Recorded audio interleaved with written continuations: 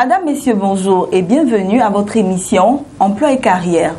Nous sommes toujours en compagnie de notre consultant, j'allais dire notre consultant de tous les jours, Monsieur André Cuyot, qui, je le rappelle, est enseignant. Il est expert consultant en stratégie d'insertion professionnelle.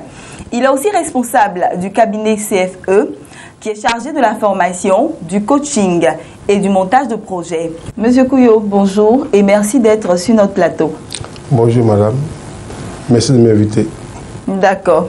Voilà, le décor est ainsi planté. Nous allons passer à la première rubrique de notre émission qui est Objectif Emploi.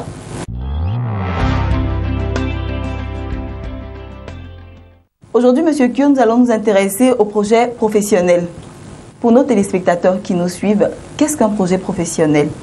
Un projet professionnel, c'est un projet personnel des étudiants qui leur permet de faire le point des acquis académiques, des acquis extra-académiques et de leur expérience professionnelle. Voilà, c'est ce qui leur permet de se fixer des objectifs précis et clairs et qui leur permettront, n'est-ce pas, d'avoir une bonne carrière professionnelle. Donc c'est ça l'objectif, oui. Avoir une bonne carrière professionnelle. Oui. Monsieur, est-ce qu'on peut avoir un exemple pour illustrer ce que vous êtes en train de dire? Oh, mais ça va être compliqué ici, puisqu'il faudrait peut-être proposer ça à la caméra, mais c'est des tableaux en fait.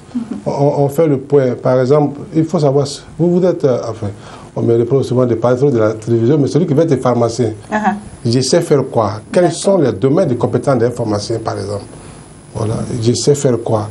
Je prends un exemple qui me fait souvent sourire. Je sais fabriquer l'alcool, 90 degrés. Vous comprenez, non? Un pharmacien peut le faire. Oui. Donc il doit dire, je sais faire ça, je sais faire tel médicament, je sais faire ci, je sais faire ça, je sais faire ça. Est-ce que vous comprenez? Et si vous voulez peut-être être un acteur de football, mais il faut dire, je sais sélectionner, je sais identifier, je sais... Qu'est-ce que vous savez faire? Donc, dit ce qu'on sait faire. Ce que vous savez faire. Et maintenant, parmi ce que vous savez faire là, il y a ce que vous pouvez faire. D'accord. Vous pouvez savoir beaucoup de choses, mais il y a des choses que vous voulez faire. Donc, il y a ce que vous pouvez faire, il y a ce que vous voulez faire effectivement. C'est ça qui fait la difficulté. Vraiment, c'est compliqué. Ah oui, mais c'est ça. Non, c'est un peu compliqué parce qu'il y a ce qu'on veut faire et il y a ce qu'on sait faire. Oui. Voilà. Mais attends, vous voulez être footballeur. Je prends le cas de ceux qui veulent être footballeur. Oui. Mais si tu veux être footballeur, déjà, il y a les prérequis qu'il faut savoir. Voilà. Ou bien tu veux jouer à Chelsea. Mais là-bas, on n'apprend plus aux gens à amortir le ballon. Donc déjà... on est professionnel. Il faut être professionnel, il faut déjà savoir les bases, le comportement. Ce n'est même pas forcément les acquis des compétences professionnelles, mais il y a les compétences au niveau humain. Voilà, tu vas être un professionnel de football pour jouer à un haut niveau, mais il faut déjà être stable. Il faut être stable. Vous voyez, on a vu des grands joueurs qui ont manqué de stabilité, ils ont perdu leur poste parce qu'en fait, pour être professionnel, il y a un certain niveau qu'il faut maîtriser. Alors, si vous ne pouvez pas être un grand journaliste ou bien un grand caméraman si vous n'avez pas le comportement pour... Donc, déjà, le projet professionnel vous permet de savoir exactement qu'est-ce que vous voulez devenir, en fait. C'est pour préparer le savoir à devenir. Voilà. Parce qu'il y a le savoir, il y a le savoir-faire, il y a le savoir-être et le savoir-devenir. Mais c'est tout ça qui vous permet de savoir qu'est-ce que vous voulez devenir dans 5 ans, dans 10 ans. Et donc, le projet professionnel, c'est ce qui permet de faire le point, tout ce que vous savez, et vous allez vous projeter sur 3 ans. Vous dites, je suis à l'école, mais dans 3 ans, je vais travailler peut-être dans telle télévision. Mais il faut déjà savoir quels sont les différents profils qu'on cherche. Voilà. Peut-être on prend des gens de 25 ans, on prend des gens qui ont 30 ans, on prend des gens qui ont tel niveau d'expérience. Mais si vous voulez travailler, puis vous avez déjà 30 ans, alors qu'on prend 25 ans. Donc déjà, vous êtes... vous êtes éliminé. Donc, il faut savoir... Quels sont les entreprises, même si ce n'est pas précis dans votre tête, mais il faut savoir exactement qu'est-ce que vous devrez faire et quels sont les besoins de l'entreprise. Vous ne pouvez pas travailler dans une banque et vous ne savez même pas le profil qu'on recherche dans la banque. Ça, c'est pas donc, c'est le projet professionnel qui permet à l'étudiant déjà de savoir s'il veut être notaire. Moi, il prend souvent l'étudiant en droit, mais tu leur poses des questions de licence, il ne sait pas. Il dit non, j'ai fait d'avoir ma licence avant de savoir ce qu'il va faire. Est-ce que ce n'est pas trop tard? Avant de devenir en droit, il faut déjà savoir quels sont les différents métiers. Déjà même pour l'orientation, hein. Absolument, voilà, mais c'est ça. Il faut déjà savoir qu'est-ce qu'on veut faire, qu'est-ce qu'on va rechercher là-bas. On ne va pas là-bas parce que papa a passé par là, ou bien le grand frère a passé par là. Ou bien parce que l'État m'a orienté. Moi, souvent, tu prends les étudiants qui font le BTS, ils disent non, moi, on m'a orienté à comptabilité, c'est pourquoi ils m'avaient. Ils ne savent rien, ils se jettent à l'eau. Ils se jettent comme ça. Et donc, ils ne sont jamais bons comptables. Parce qu'ils l'ont fait, à moins qu'ils changent. Hein, avec la formation, ils peuvent changer et puis aimer finalement ce qu'ils n'ont pas choisi de faire. Mais pour réussir dans un métier, il faut déjà avoir l'amour. Donc ici, le projet professionnel, c'est tout ça. C'est-à-dire, c'est faire le point de tes acquis académiques. Donc, qu'est-ce que je sais? On a fait la dictée. Tout le monde a fait la dictée. Mais la dictée vous permet de savoir quoi? C'est pour écrire sans faute. Oui. Connaître l'orthographe. Voilà, il faut savoir maîtriser l'orthographe, la grammaire. Voilà, c'est tout. Conjugaison. C'est ça l'objectif. On fait le sport en classe. Mais le sport, on ne devait pas tout être sportif, mais ça permet d'être endurant. L'esprit de compétition. L'esprit de compétition. Mais en même temps, l'esprit d'équipe. C'est ce qu'on nous apprend. Donc le sport qu'on a pris, peut-être au lycée, à l'université, mais c'est ça. Qu'est-ce que ça donne aujourd'hui? Il faut savoir travailler en groupe. Tu ne peux pas travailler tout seul. Hein? On est peut-être à la télévision, mais il y a des caméramans, il y a des réalisateurs, il y a des chefs de plateau, mais chacun doit faire son boulot. Oui. Et pour que l'émission soit attrayante et attractive. En vue de la bonne marche de l'émission. Mais il y a des gens qui travaillent en caméra. Oui, derrière. Ah oui, et c'est grâce à eux qu'on atteint l'objectif. On atteint l'objectif. D'accord, merci M. Kyo. Quel est le contenu d'un projet professionnel? Dans un projet professionnel, qu'est-ce qu'on doit retrouver? Ah, mais les grandes lignes. Oui, les grandes lignes, non, on peut peut-être revenir là-dessus, mais il y a le savoir académique. D'accord. Il faut faire le point. Je prends les gens qui font le droit, mais dans le droit, il y a plusieurs matières. Ils font le droit notarial, ils font le droit public, droit administratif, ils font droit social, droit environnemental, droit de l'homme. Donc, il faut faire le point. Et il faut dire à chaque fois, qu'est-ce que vous avez retenu, effectivement, dans tel module? Qu'est-ce que vous avez retenu? D'accord. Est-ce que vous me suivez? Oui. Qu'est-ce que vous avez retenu? Peut-être, voilà, qu'est-ce que vous avez retenu? Et vous faites le point. Ensuite, lorsque vous avez fini de faire le point de vos savoirs académiques, vous dites, moi, après avoir fait telle formation jusqu'à tel niveau, voilà ce dont je suis capable. Parce qu'on a pris, souvent on demande aux gens, parce que ça vous prépare à rédiger un bon CV. Parce qu'il y en a qui rédigent les CV, ils mettent domaine de compétences, plus de 10 niveaux de compétences. Ça n'existe pas. Vous ne pouvez pas être compétent dans 10 matières, mais comment vous allez travailler? Oui. Parce qu'ils mettent toutes les matières qu'ils ont apprises. Oui. Mais est-ce que c'est pas tu as fait les maths que tu peux être des professeurs de mathématiques? Non. Donc le projet professionnel te permet de savoir exactement qui tu es. Alors quand tu as fait le savoir académique et que tu as fait le bilan de tes savoirs, peut-être tu as appris 20 matières, mais dans les 20 matières, il y a 3 qui m'intéressent. Voilà, que peut-être tu maîtrises parfaitement. Et qui correspondent à ce que moi je voudrais devenir, par exemple. Alors quand tu vois que tu veux être notaire, mais tu ne maîtrises pas le droit notarial, tu ne maîtrises pas tout, tu ne peux pas être notaire. À moins que tu refasses une autre formation complémentaire. Voilà, c'est ça. Parce que ça vous prépare en même temps à rédiger un bon CV et puis ensuite à préparer à l'entretien d'embauche. Et donc quand tu fais le savoir académique, après le savoir académique, tu viens faire le savoir extra-professionnel. D'accord. C'est une grande ligne de... Oui, une grande ligne de savoir extra-professionnel, c'est-à-dire il y a des gens qui font le sport, qui font la natation, qui aiment la lecture. Souvent, il le dit, pour un bon journaliste, il faut aimer la lecture, il faut aimer les voyages. Oui, pour être plus cultivé. Pour être cultivé, et puis il faut aimer les déplacements, puisque vous ne pouvez pas rester là, puis les informations, vous tombez là-dessus. Il faut aller chercher les informations où elles se trouvent. Voilà. Donc, il faut aimer les déplacements, il faut aimer les mouvements. Voilà. Et ensuite, il faut savoir communiquer aussi. Donc, il y a des qualités qui sont liées à chaque matière, à chaque objectif. Si vous voulez être journaliste, il faut savoir communiquer. Communiquer, ce n'est pas seulement parler, savoir écouter aussi. Voilà. Oui. Parce qu'un bon communicateur, en général, ce n'est pas celui qui parle.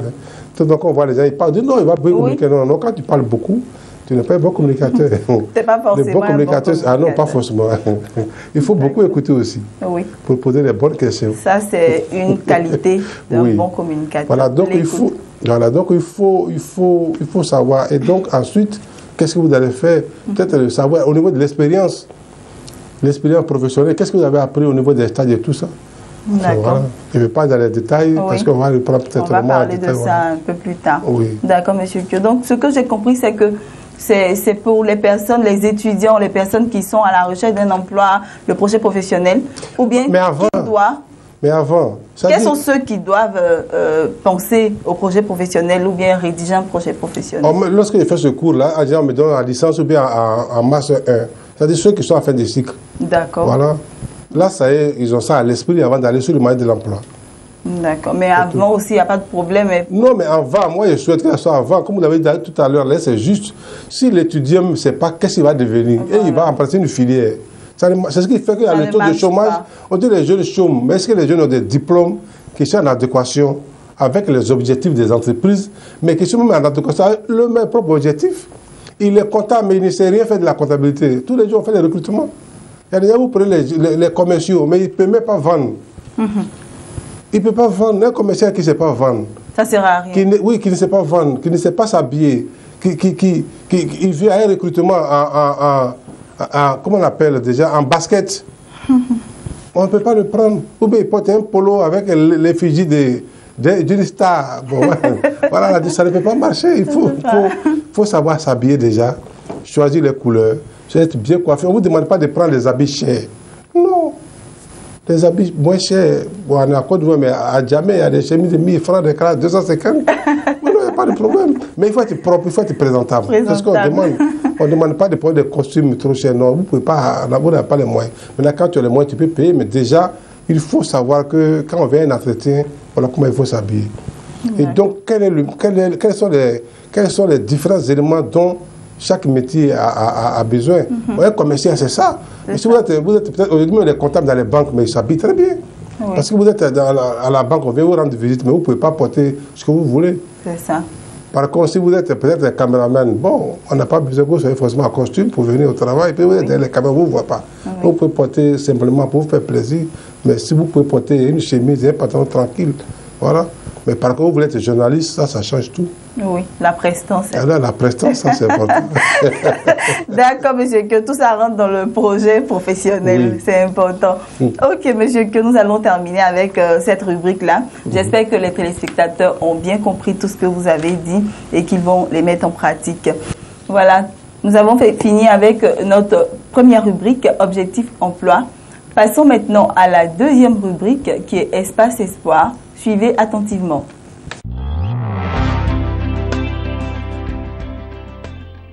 Chers amis jeunes, l'avenir est dans l'entrepreneuriat. Nous sommes tous conscients que les États africains sont saturés. Tout le monde ne peut pas travailler à l'administration. Les entreprises également ne sont pas en nombre suffisant pour embaucher tous les jeunes, vu la quantité, le nombre de diplômés et la qualité de diplômés qu'il y a dans notre jeunesse africaine. Alors nous disons que l'avenir est dans l'entrepreneuriat. Il est bien de rêver, mais il est aussi important de travailler à la réalisation de ses rêves. Et cela étape par étape. Il existe bon nombre d'établissements financiers qui octroient des financements des projets dont disposent les jeunes. Alors, qu'est-ce que les jeunes peuvent faire pour pouvoir obtenir ce financement, sinon ces financements qui sont à leur portée? Le step 1, d'abord, l'étape 1, il s'agit de bien monter son projet. De bien monter son projet, mais vraiment dans tous les aspects. Le volet commercial jusqu'au volet financier. Une fois le projet bien monté, bien ficelé, il s'agira alors pour ces jeunes de s'adresser, par exemple, aux fonds de financement qui existent dans les États africains, les fonds nationaux de financement, les fonds de solidarité qui existent pour financer ces projets porteurs de développement. En plus de cela, vous pouvez aussi vous-même mobiliser vos propres fonds pour le financement de vos projets. Nous allons nous expliquer. Pour quelqu'un qui veut ouvrir, par exemple, une société de maintenance informatique et qui a peut-être besoin de 20 millions de francs CFA ou de 30 millions de francs CFA pour acquérir l'équipement nécessaire à la maintenance. Alors, comment peut-il y arriver? D'abord, il faut se fixer des objectifs. Vous savez bien que Paris n'a pas été construit en un seul jour, en une seule journée. Vous savez aussi bien que les ponts dont nous disposons à travers les villes africaines, je veux faire un clin d'œil au troisième pont de la Côte d'Ivoire, n'a pas été construit en une seule journée. On se fixe des objectifs dans un temps bien précis. Alors, il s'agira pour vous de vous dire, bon, mon financement, le fonds dont j'ai besoin pour financer mon entreprise, fait par exemple 10 millions. 10 millions de francs CFA. Ok? Vous n'avez pas ces 10 millions. À la limite, vous n'avez même pas un seul million. Mais que faut-il faire alors? Je vous conseille de vous fixer un objectif à terme, peut-être d'ici 1 an. Travailler à la mobilisation d'une certaine épargne. Ça veut dire, jour après jour, chaque jour vous mettez 500 francs de côté, chaque jour vous mettez 500 francs de côté, ou chaque semaine un certain montant. C'est sûr qu'au bout d'une année, vous allez atteindre peut-être les 30% des fonds dont vous avez besoin pour financer votre entreprise.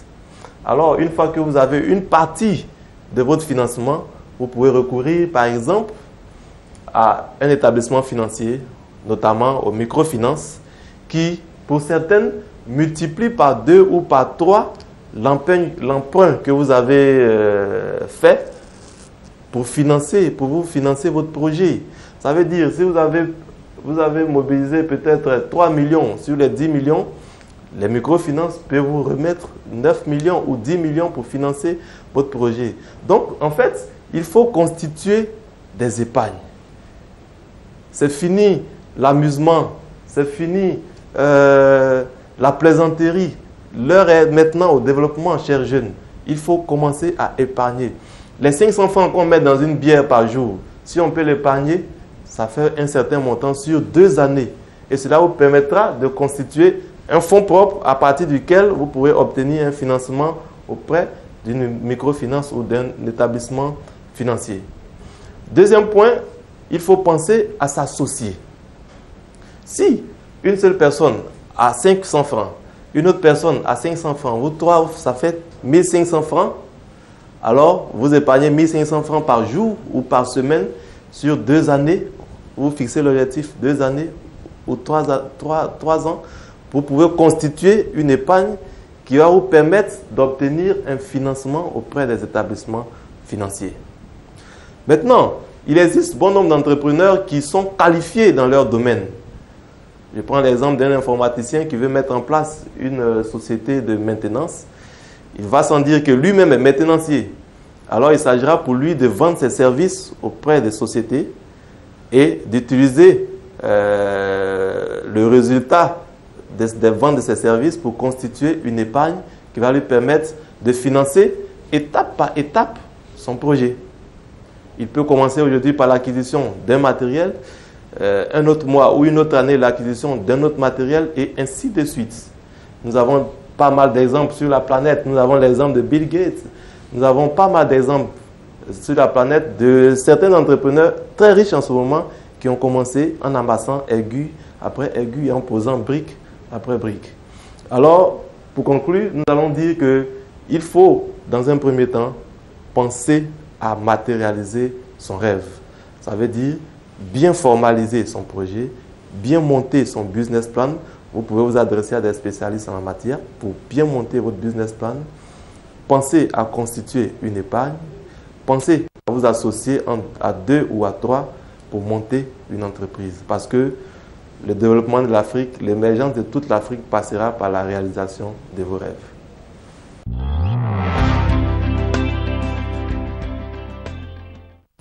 Voilà, chers téléspectateurs, de retour sur notre plateau. Nous passons maintenant à la 3e et dernière rubrique de notre émission qui est « Créer mon entreprise ».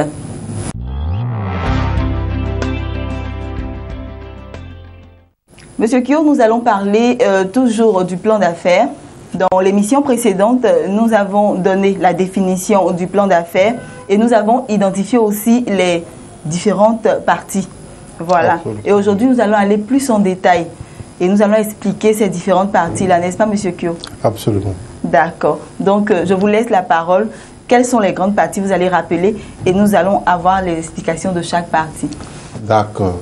La première grande partie, c'est la description du projet. D'accord.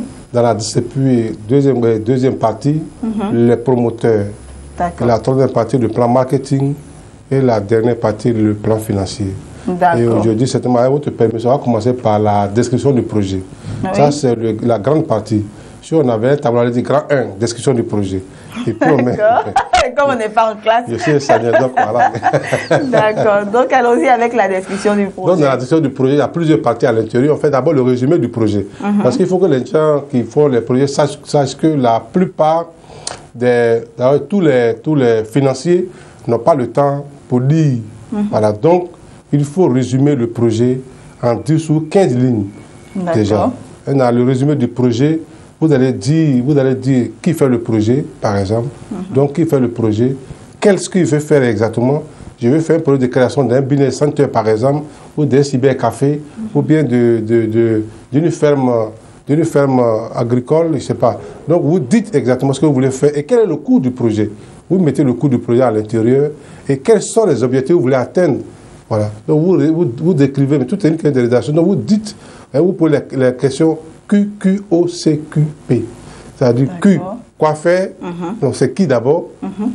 Le deuxième Q, c'est quoi faire, quoi. Donc, là, c'est le secteur d'activité. Et puis Q, Q, O, le lieu. Vous voulez le faire où? À Bundiali, à Korogo, au Togo, au Burkina. Donc, vous dites la situation géographique.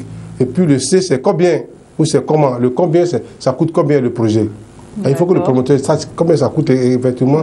Et puis, voilà, dans le C aussi, combien ça coûte, mais combien il gagne. Il gagne combien? Parce qu'on fait un projet pour gagner de l'argent, ça c'est sûr. D'accord. À moins que ce soit un projet à titre social, mais nous on parle aux gens qui veulent créer des entreprises. Oui. Donc une entreprise, c'est pour faire des gains. Et donc, quels sont, combien il gagne? Et le QQC, Q c'est quand vous commencez quand le projet. Vous allez commencer quand le projet, et puis pour atteindre quel objectif.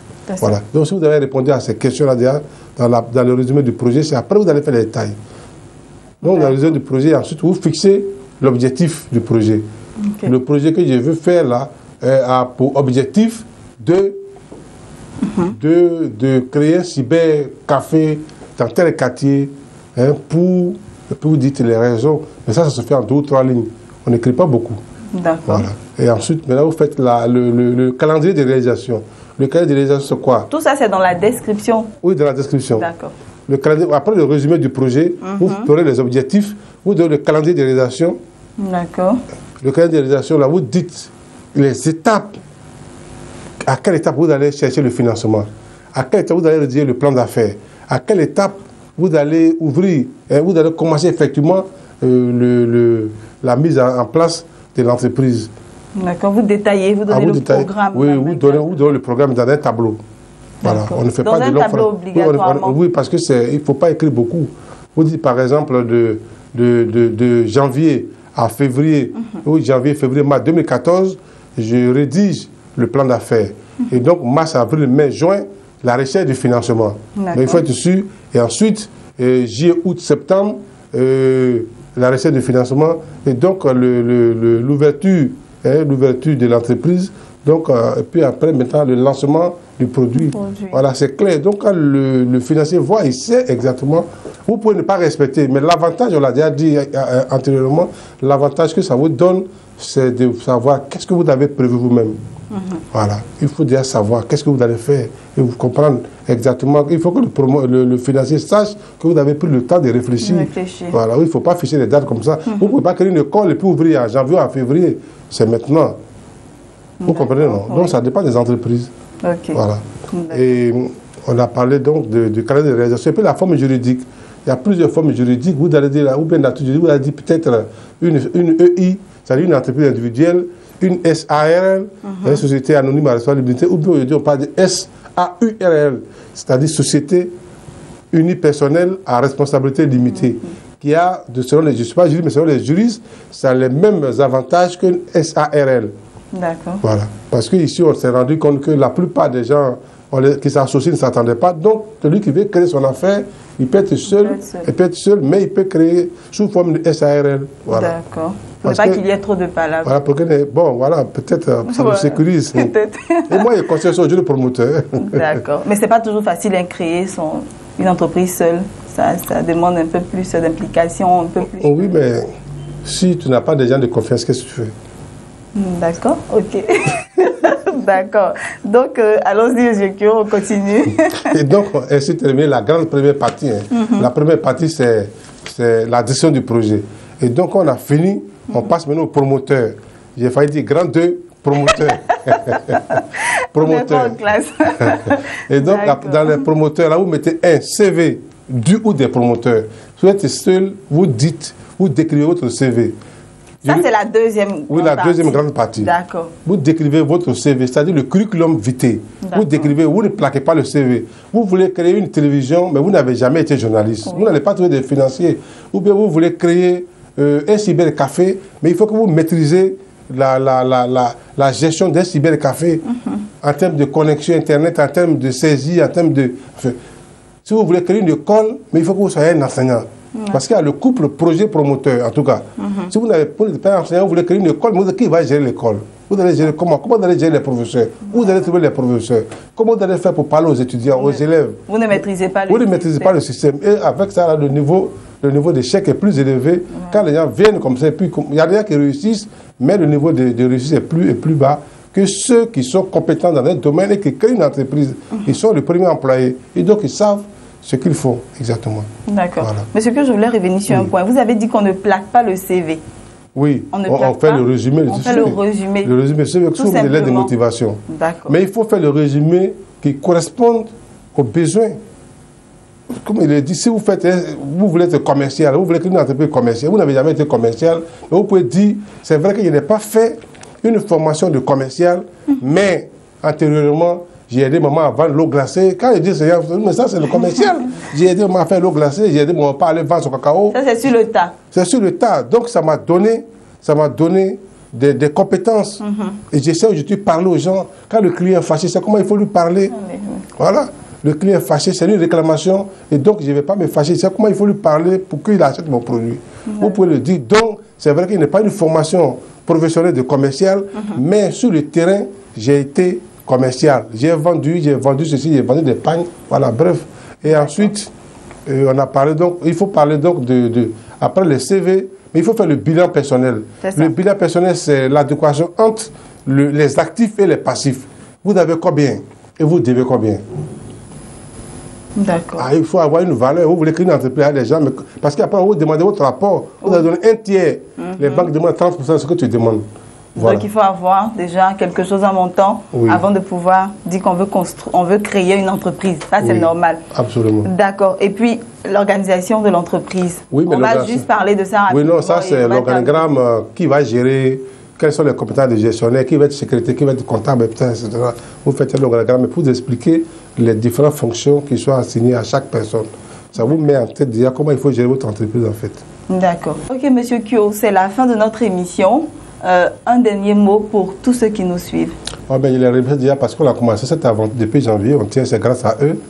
Et peut-être que c'est rapide, mais on a, c'est le temps, c'est la télé, le temps est limité. Ils peuvent continuer à nous écrire. Tous les mails qui s'affichent, de nous appeler. Ceux qui le font, on ne répond pas à tout le monde. C'est pas facile, mais on fait l'effort de répondre au maximum. Donc, de nous écrire, de nous appeler et puis de poser des questions. Voilà, chers téléspectateurs, nous sommes à la fin de notre émission. Je profite pour vous présenter le livre de M. Kyo. C'est lui l'auteur. Ce livre est intitulé « De la recherche de l'emploi à la création d'entreprises ». Voilà, vous pouvez commander à l'adresse qui s'affiche au bas de votre écran. Merci de nous avoir suivis, chers téléspectateurs, et bonne suite de programme sur Business 24 Africa.